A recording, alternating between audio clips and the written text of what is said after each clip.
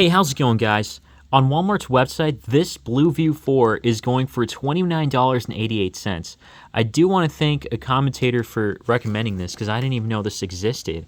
So for 30 bucks, here's what you get. A 6-inch HD Plus display, 13 megapixel camera. I don't really care about the cameras, actually. It could say 50 megapixels and it could still be bad. The talk time seems to be up to 30 hours. I believe this does have like a 3,000 or 4,000 milliamp hour battery. 32 gigabytes of internal storage, Wi-Fi calling capabilities.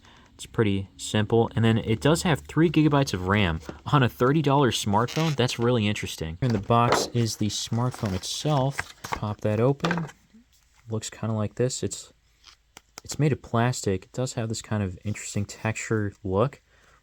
And it's not too thick either. Gonna put that to the side. It's a USB-C to USB-A cable.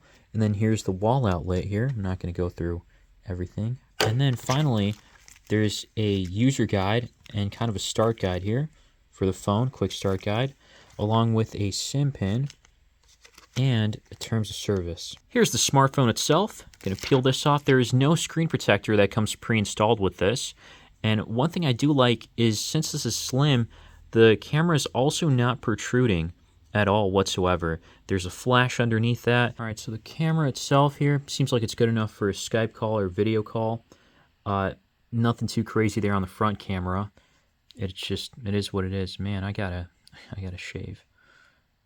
Actually, yeah, it's not too bad. It's a little better than expected. Wow. The rear camera is also not bad either. I mean, let's see. Let's take a look here and try this. See what it'll capture.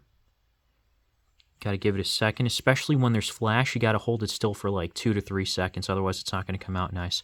Okay, so that's not bad. I can read Doogee N50 smartphone here, and then the Doogee logo on top. Yeah, that's definitely not a bad camera there.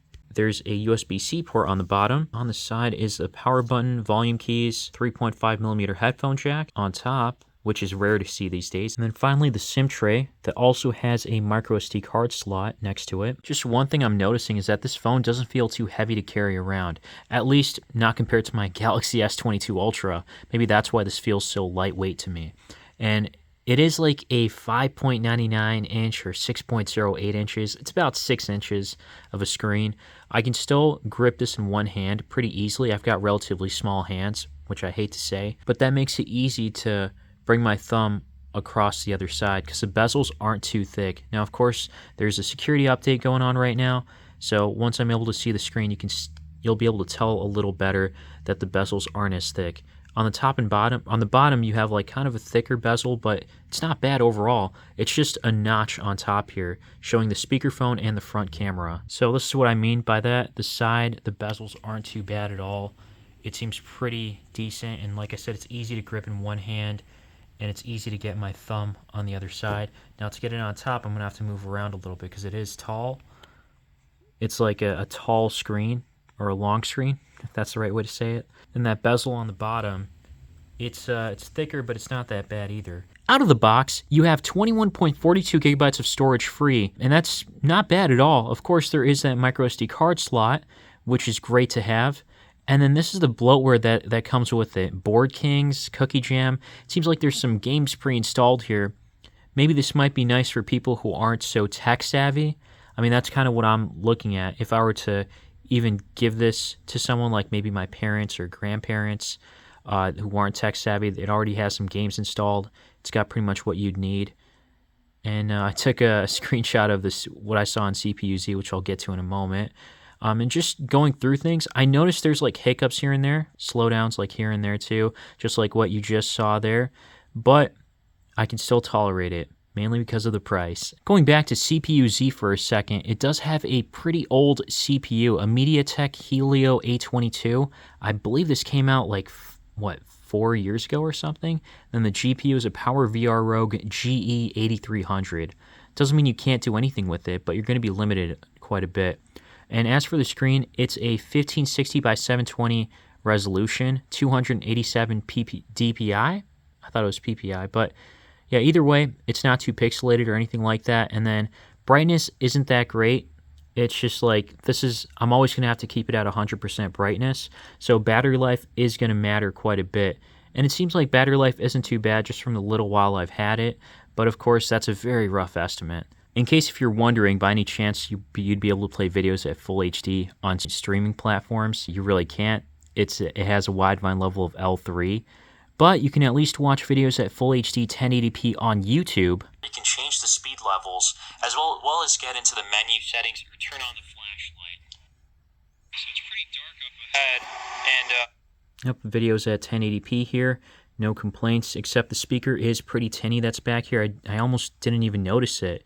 It's just such a small speaker that can be covered with one finger. Going back to performance, and this does have 3 gigs of RAM too, which is kind of interesting.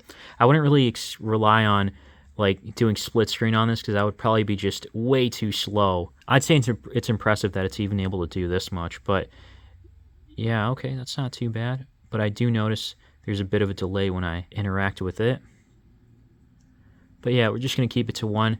And one thing I would recommend is, this is not a sponsorship or anything, but personally, if you're using a low-end device, I'd recommend a light browser over Google Chrome, because Google Chrome can take up a little more RAM than it should. So I use the Opera mini browser or something along those lines. That's what I'd recommend. That makes it a little smoother, the experience at least. And yeah, just going through, doing basic stuff, it seems to be working just pretty well, which is such a shocker, honestly. I was expecting this to be a little bit slower, a little more clunky. That's just what I noticed on these like really, really low-end, dirt cheap phones. But I don't see that here too much. So that's really impressive. And just really quick, this is running Android 12. It's not on the latest Android firmware. And you probably won't get updated to the latest Android software, but I'm sure a lot of people would not mind. While we're here, just to show the battery life is at 77%. I did have it on since like yesterday, and I used the screen for 1 hour and 30 minutes. Again, at full brightness. This is what's a little confusing. It says the screen was used for 1 hour and 30 minutes, but then the Google Play Store was used for 6 hours and 19 minutes. Maybe it's playing on the background or something. That's just my best guess. You do have a near stock Android experience here, and the nice thing is that this search bar can actually be removed if you want to. You can move it around or remove it, unlike on those Walmart's ONN tablets that are just stuck up there. Along with this widget too, you can just remove it, and that'll make it a little faster, a little more smoother. I mean, anything helps really on just having, since you're running on 3 gigabytes of RAM. And then these games can also be like uninstalled too. If you click App Info for Cookie Jam, and then click uninstall, let's see what happens. Uninstall the app, and we are good to go. It's gone. And then same with Facebook and other stuff here. But I want to keep some of these just to play around with it. And I did try to like load one of these up, like Farm Heroes, and it just takes forever to load, just a really long time. So that's one thing you got to keep in mind. And then one more thing, I should say that it's going to look like it's really slow in the beginning, but that's probably because files are still loading up. Give it like a few minutes, and then it'll start running a little more smoothly sometimes. That's just what I've seen. And when there's big stuff that happens here, it might slow down a lot more, but still, you can do some light gaming on here. Next game here is Roblox. I'm not really expecting too much, but surprisingly, it seems like, you know, there is some more. It's not as smooth.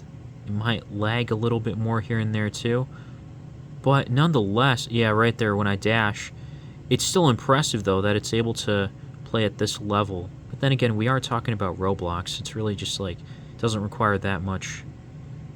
Alright, fighting him back. Gonna win this. Cool. Finally, I'm checking out Runescape. Not old school Runescape, just the regular version or the newer version, whatever you want to call it. And oh my goodness, look at that. The frame rate is at 1.8 right now. 1.5?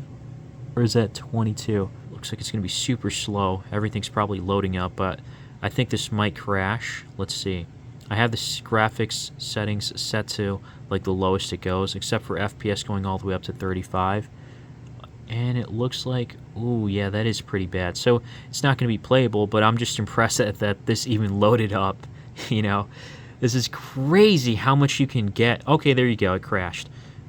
You know, I'm not too disappointed in that. I kind of did expect it to, I wasn't expecting it to really load. But regardless, for 30 bucks, this does way more than I ever expected it to. And I'm actually really impressed. Right now, it's available for $29.88 at Walmart. This is the Tracfone version, and I think that's the only downside to this, is that you're going to be stuck with a certain carrier. So this one is Tracfone. It's locked with Tracfone. At least you can use the phone by itself as is, because I didn't set up a plan or anything like that. So right out of the box, I'm able to just use everything. I just can't use the cellular network until I pay for it with Tracfone. I think the only other ones might be Verizon. Verizon might have something. There's also Walmart's family plan too. That's the other area that the other place that they sell these BLU View phones for. BLU View 4 to be more specific. I don't think I've ever tried BLU View before, but again, I'm just impressed at the price point on what you can do. You can actually game on here, some light gaming, browse the web, just do whatever, all the basic stuff. And I don't think your mom or dad or your grandparents would mind. Maybe even for a little kid, this might be enough. This really just raised the bar, set the standard for everything that I know about tech or cheap tech. So I'm definitely gonna keep this. That's for sure. So depending on when you're watching this, I may have already made an update video, and I'll have like an annotation or a card somewhere here on my update video. And if I haven't made it already, be sure to subscribe to get notified about that, along with other tablets that I check out and smartphones around this price range. Definitely they cost more, because I've never seen anything as good as I did with this at $29.88. So again, let me know what you guys think in the comments down below, and leave a like if you did find this video helpful. As always, thanks for watching.